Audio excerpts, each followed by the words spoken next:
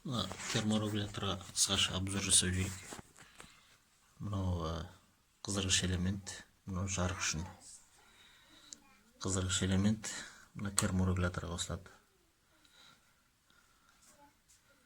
Мына жарық демеге қосылады. Мынау қазір терморегулятор. Ішіндегі берген температураны реттеп тұрады. Мына өзі автомат түрде жанып сөніп тұр. Егер де мынаны алып тастайтын болса, қыздырғыш элемент, онда жай терморегулятор емес, термометр болып болады. Ол кезде мына жарық қыздырғыш элементінің орнына ручной ауады. Ол кезде мына осы арқылы мына температураны көтеріп, температураны түсіруге болады. Бұл кезде терморегулятор реттеп тұрмайды, бұл кезде жай ғана термометр болып көрсетіп тұрады.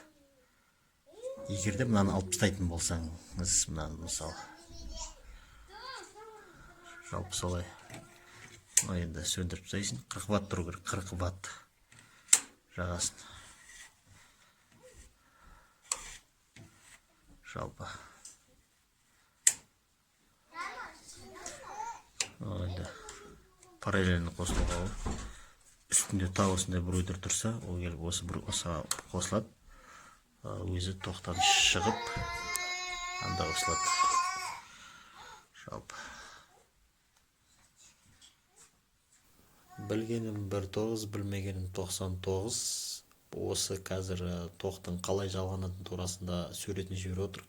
Осыны тоқтатып, скриншот жасап, немесе фотоға түсіріп алуға болады. Алдағы уақытта кезең-кезеңімен брудер жасау туралы тағы да түсіретін боламыз. Видеороликтарды күтіңіздер.